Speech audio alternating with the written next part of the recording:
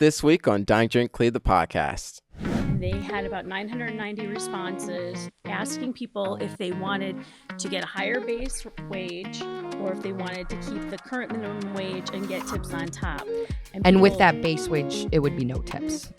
With the base wage, there would be no tips. Okay. So they wanted... But one thing that I just really took offense with was the fact that you put cherry over brown sugar. Like, what? How? Why? Why did you guys do that? That is just... It should be known that there are two people who are actively voting on Yadi Rodriguez gets half the blame. So the other half of the... I'm throwing you under the bus, Yadi. Sorry. The number one place for me is Taps and Tails it's kind of in between Ohio City and Tremont. It is a dog bar, indoor, outdoor, all seasons. They have turf inside. You pay... I'm Josh Duke. And I'm Alex Darus. And you're either watching or listening to Dine Drink CLE, the podcast, where each and every week we're going to be joined by cleveland.com's best and brightest food experts, insiders, and influencers, talking all things food and drink here in the Cleveland scene. What are we talking about today, Alex? Yeah, so first we're going to talk about tipping. It's a big conversation in the restaurant and hospitality industry. Paris Wolfe recently wrote a story, and we're going to get a little update on the debate from her. We're going to talk to Chakerian, who's going to tell us a little bit about how Pop-Tarts have basically Cleveland to thank for. That's why we have Pop-Tarts loosely. And finally, we're going to talk about dog-friendly patios because it's patio season, and that's who doesn't like to go out to eat with their dog. So what else are you supposed to do? But just start off on a little bit more of a complex note. We have Paris Wolfe here, who's going to talk to us about this tipping reorganization efforts in Ohio. So welcome, Paris. Hi, Josh. Yes. Hi, Alex. Hi. So you recently wrote a story that the Ohio Restaurant and Hospitality Alliance did a little survey about some restaurant workers in the state and their feelings about whether or not they want to keep the tipping structure or have a higher base wage to get rid of that tipping. So I guess tell us a little bit about your recent story. The Ohio Restaurant and Hospitality Alliance did a survey, and they had about 990 responses asking people if they wanted to get a higher base wage or if they wanted to keep the current minimum wage and get tips on top. And with that base wage, it would be no tips. With the base wage, there would be no tips. Okay. So they wanted to keep the existing tip structure. Was it 91? It was 91%, yes. Want to keep the existing tipping structure. They say they make most of them make more than $20 an hour doing that, and they want to maintain that opportunity to make more money. Yeah. Okay, so I think in general, like, tipping's always kind of a big conversation, but why right now? Like, what's going on in Ohio that it seems like everyone's very up in arms about tipping or no tipping, or what's the minimum wage, what's a good minimum wage, what's kind of going on in that front? Well, One Fair Wage is trying to raise the minimum wage throughout the country. They're a national association, and right now they're working to get enough signatures to get a ballot initiative to make it an amendment to the Ohio Constitution that the wages will be raised for everyone to a graduated minimum to $15 an hour. And that's tipped and not tipped? Yes. Okay. Now, the Restaurant Association wants a different response, and they would like to see it raised only to $7.50 for tipped employees, and $15 for non-tipped. So they are working with one of the senators in the state to draft legislation that would go forward to make that happen instead of the ballot initiative to amend the Constitution. Okay, so in general, One Fair Wage thinks that whether you get tips or not, you should be making $15 an hour. And the Ohio Restaurant and Hospitality Alliance is saying $15 if you're not tipped, and then $7.50 if you get tips. And that's where the whole survey came from, and the conversation got elevated. Interesting. Yeah. And what is kind of the concern, I guess, if obviously it's not what the One Fair Wage is trying to put on the ballot in November, but what is the concern if we were to get rid of tipping entirely from the restaurant workers' side? The restaurant workers are worried they're going to make a lot less money without tipping because the restaurants can't afford to pay them anywhere from $20 to $60 an hour. And if they did, then the restaurant owners are worried that they would no longer be able to price their food at a cost that would cover their costs, and people wouldn't go out to eat anymore. Yeah. And it does sound like a a real genuine concern, but it just seems like such a complicated situation. So like it sounds like through this survey they only gave the option of no tipping with higher base pay or just tipping as it is, but it sounds like it could be a structure where you do have a higher base pay and tipping as well. And what are some of the Well, drawbacks from that the, sort of dynamic? I think critics think that if the base is higher, that people just won't tip.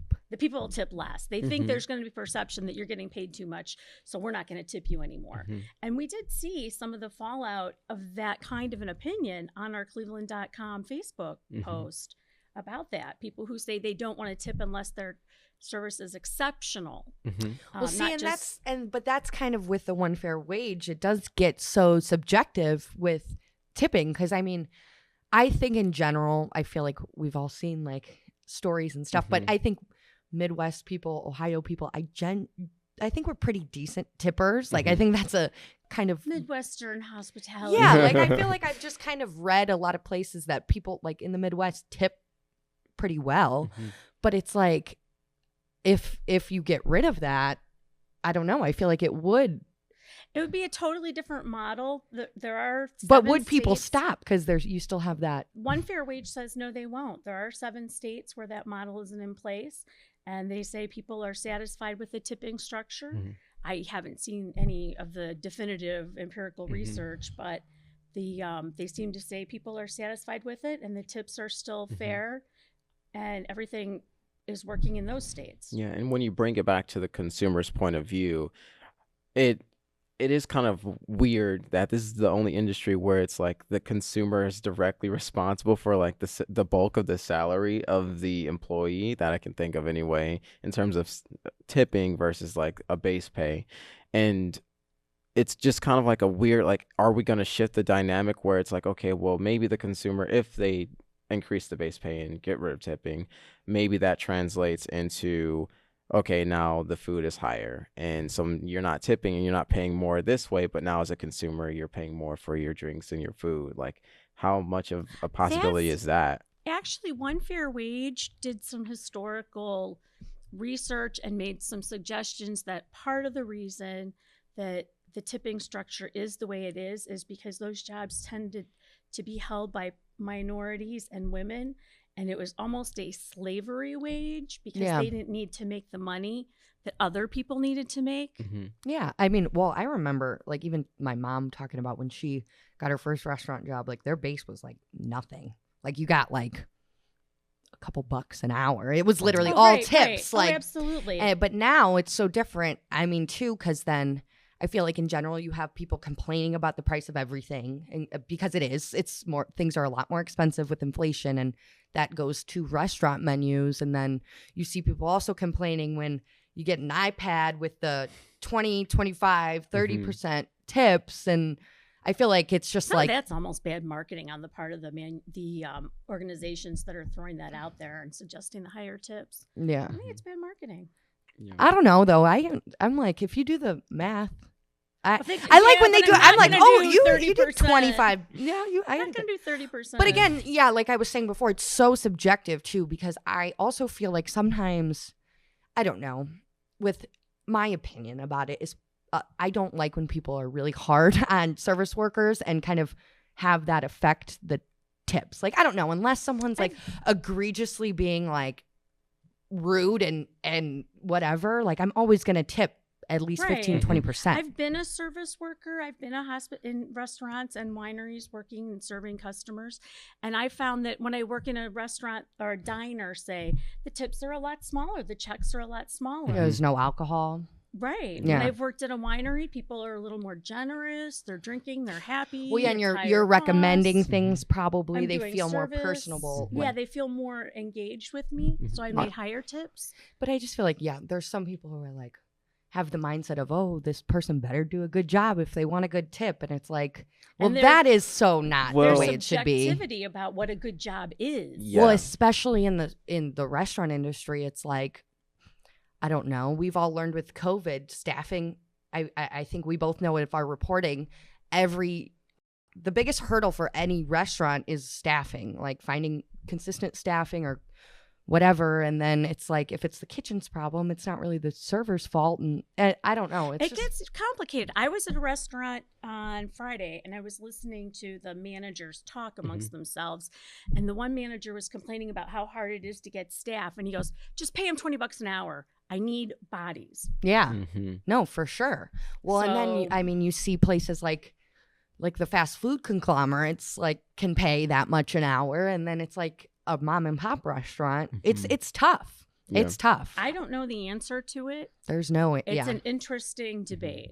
I've always just in general found it a little interesting how tipping is sort of based on the price of your meal. Generally, like we tip a percentage of how much our meal came out to be. I always thought that was weird because it's supposed to be like gratuity for like the server's service. You know what I mean? And not necessarily just because my bottle of wine. That's a good point. You know it doesn't. If you're at a diner. What if you're at happy hour and it's half the price? Exactly. Do you tip on the full price of your beverage, or do you tip on? Well, now with all price? the iPads and like the way it is automatic with the cards, it's like you don't even really get an option. It's whatever you are paying, it does the price. But I've never thought about it that way. Yeah. Because if you're at a breakfast spot and you get a cup of coffee and eggs and toast and bacon and it's $10.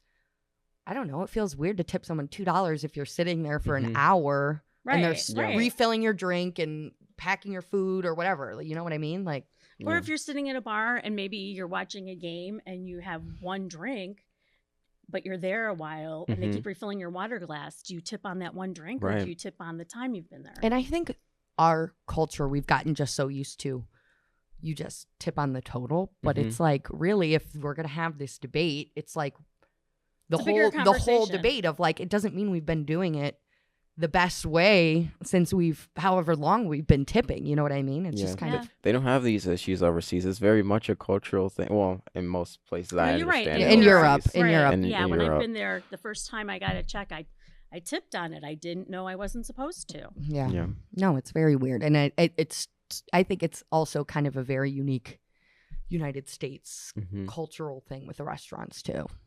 We should explore the history of how that happened. Yeah, when did people start tipping? Well, I'm going to be doing some stories. That might be a good one. I'm not sure. Yeah.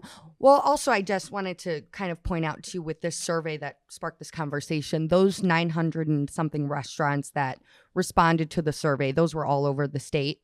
And we don't know if they were concentrated in any one part of the state. So we don't really know the distribution of them by way of geography or by way of the financial types of restaurants. Of the restaurant, Well, because if you're working at like a nice steakhouse and $200 dinners, I'm sure you're making more than $20 an hour. Like, and we know that sort of by omission, it's a little skewed because they didn't mention that third option of tips plus higher base pay. But I wonder just how much the way they asked the questions may have skewed some of the other answers, and because there was several line items in that. I feel like that depending on how you asked it, I could see somebody, you can change that number pretty quickly. That's what I think kind of the point is. It's like, this is the survey, but it does not mean like 91% of Cleveland restaurant workers want to get rid of tipping. It's like, it's just a small piece of data in a huge conversation. For sure. Right. But for now, keep tipping. They need it. And now we're joined by Chakerian, who's going to talk a little bit about Pop-Tarts. I know he recently tried plenty of Pop-Tarts for us and also is going to talk a little bit about the Cleveland connection to the snack. So hi, Pete. Hi, friends. Welcome. Well, I guess to get started, how is Cleveland connected to the origin story of Pop-Tarts? Well, Pop-Tarts were first test marketed in Cleveland. So in September of 1965, they were introduced by the Kellogg's Corporation, and they were kind of rushed into production to try and beat Post. They were the originators of the breakfast pastry, but they kind of dawdled a little bit, and they got beat to market. And so Cleveland at the time still had a pretty robust audience, we'll say, for those sorts of things, and were very excited to try Pop-Tarts. And they sold out of the very first run of Pop-Tarts in the original flavors. Yeah. So Wow. Yeah, before your story, I had no idea Cleveland had such a special role to play in the creation and the success of Pop-Tarts. Yeah. Now next year is the 60th anniversary. Is that 2025? no, you know what? It's 1964. I said Oh. 1965. Oh. I don't So know this why year. my brain went to 1965.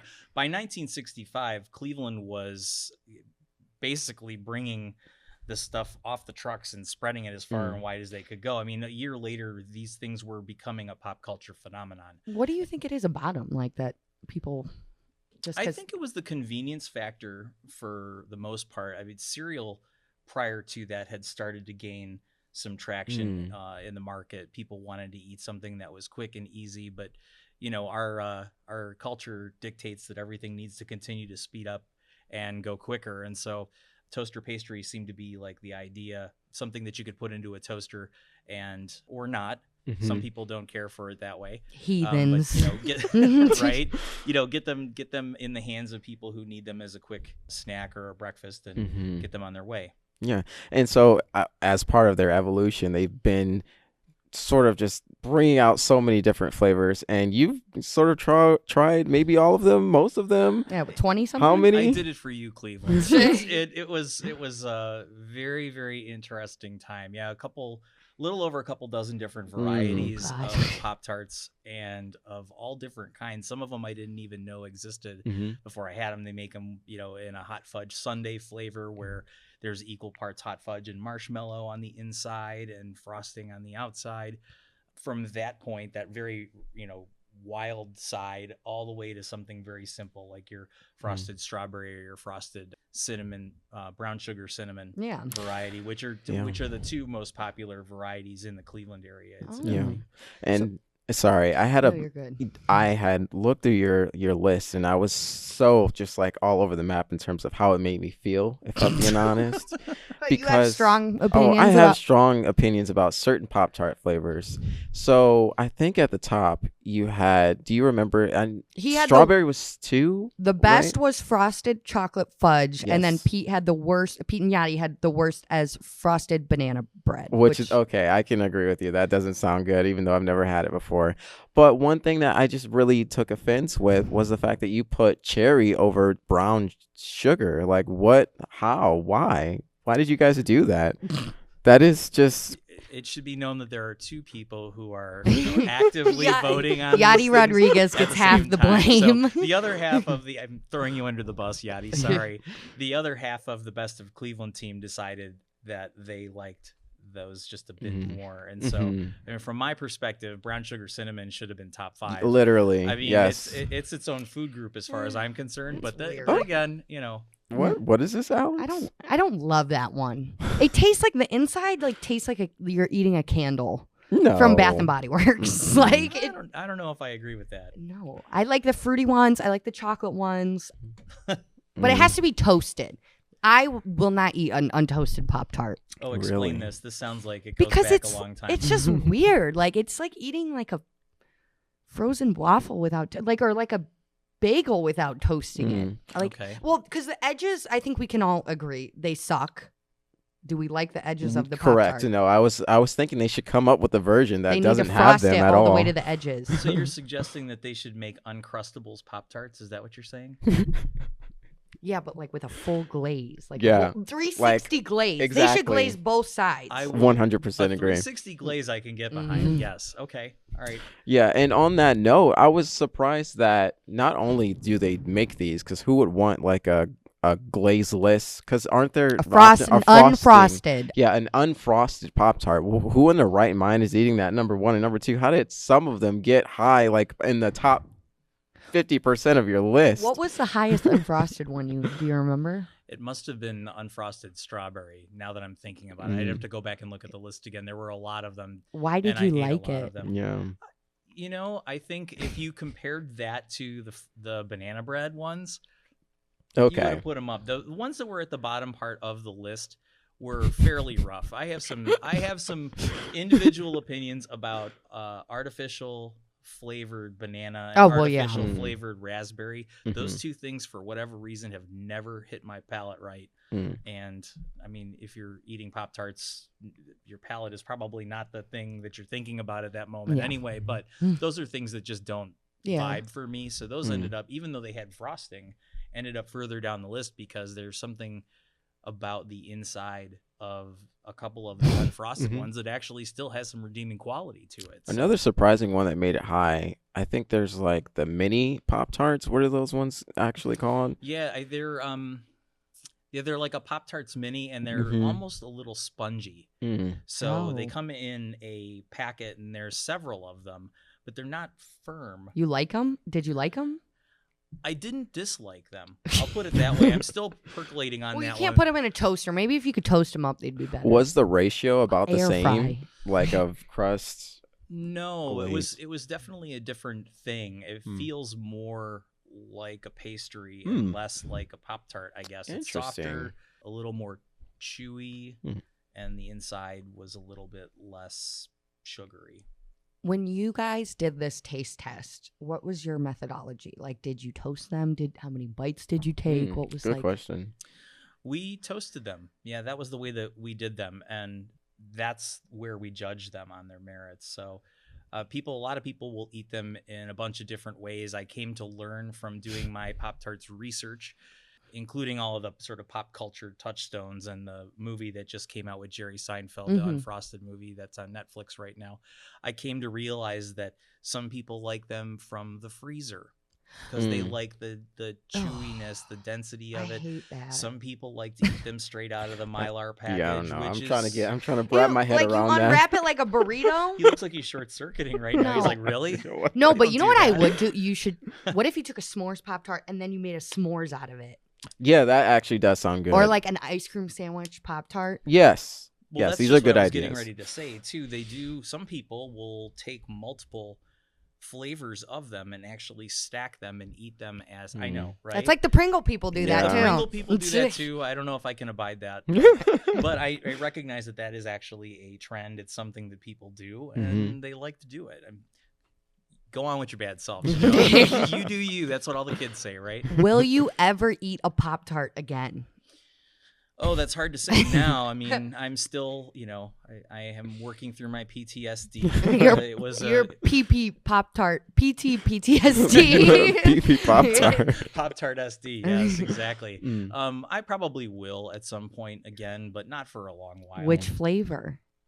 Oh, it would be hard to say. I think I probably would go back to like my tried and true, like the brown sugar cinnamon, the frosted strawberry, and I did like the hot fudge sundae I like variety, that one. which I never probably would have just bought on my own to try because there's something about it that just seems a little garish. Or No, something. I agree, Like, but I have tried those and they are good. They are. They're My not bad at all. absolute favorite, which kind of ranked lowly on your list.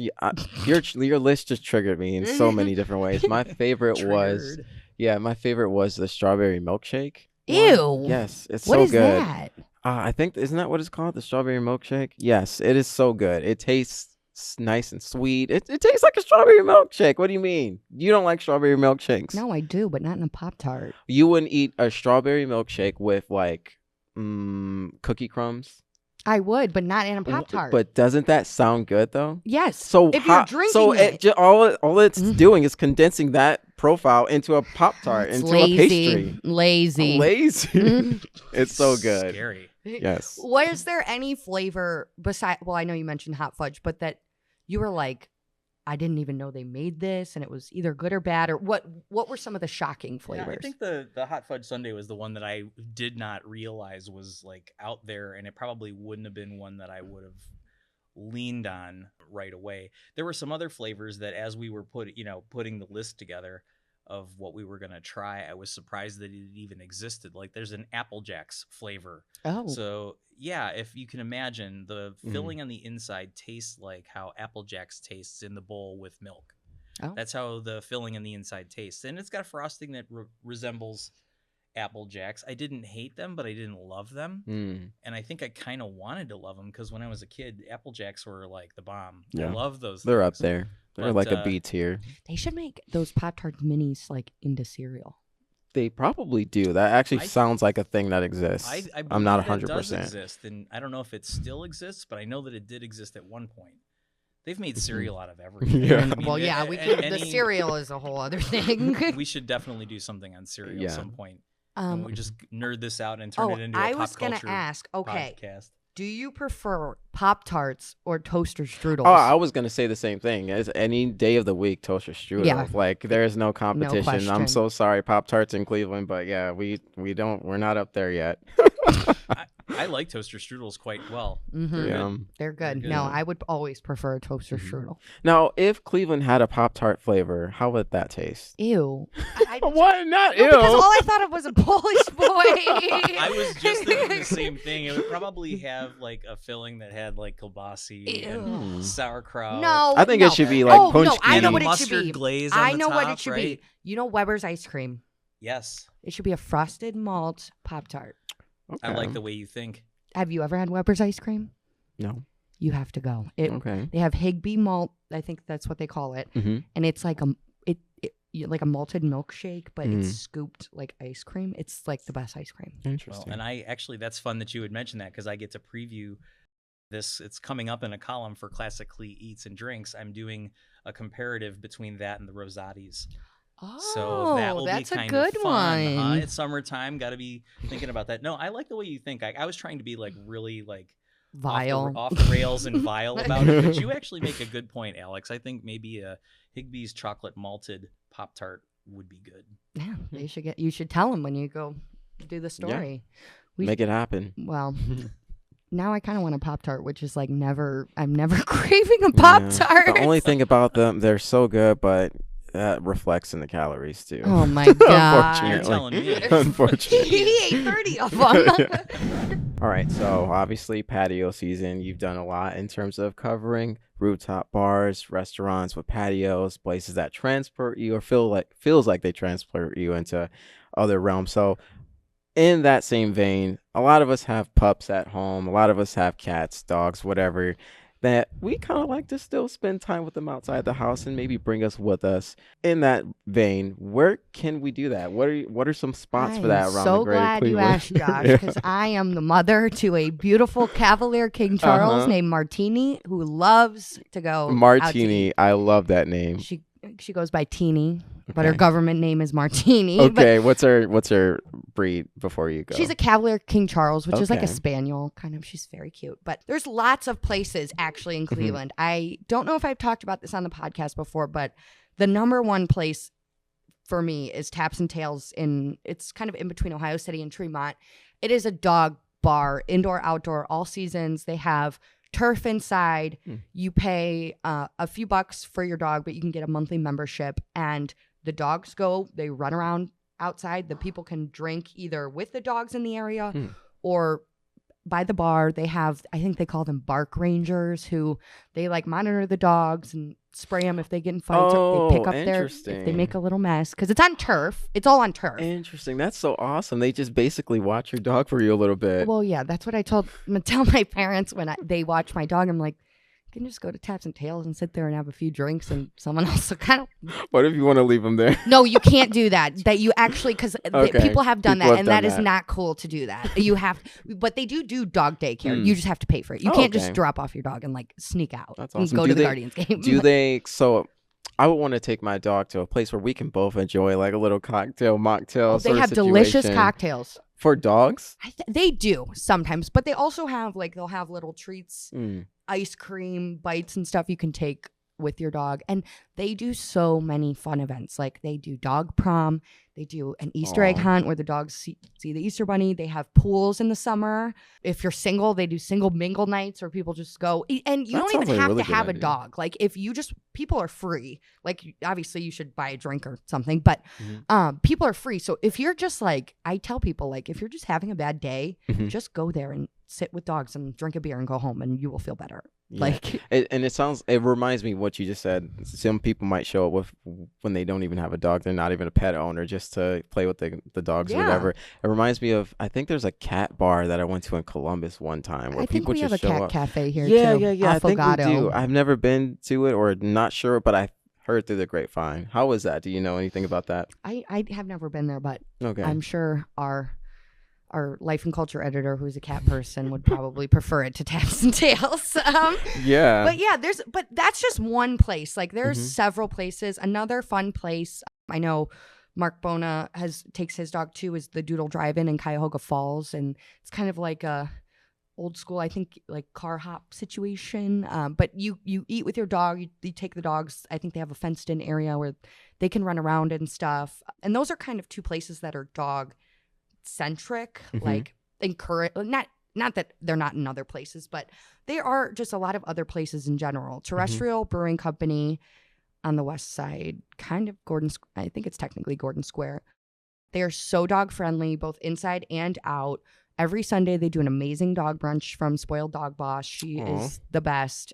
She makes like spaghetti and wolf balls or woofles for the dog, like waffles. So yeah, Spoiled Dog Boss. Talk a little bit about that. So is that it's separate like establishment? How No, does that work? she is like an independent company, and she makes dog treats, but she'll do all these pop-up events. But every Sunday, usually every Sunday, but at Terrestrial, and she just has her own thing. She spends like all week prepping the food. Mm. She makes little egg bites made in the shape of paws and stuff. I bet they look really good too. Oh, my dog like devours like but the people food is really good. Like I love their brunch burger. I go and it's like perfect. Yeah, you got to be careful though about some of these dog cafes that are selling these really good looking treats, because you might take one home, and this is a true story for me.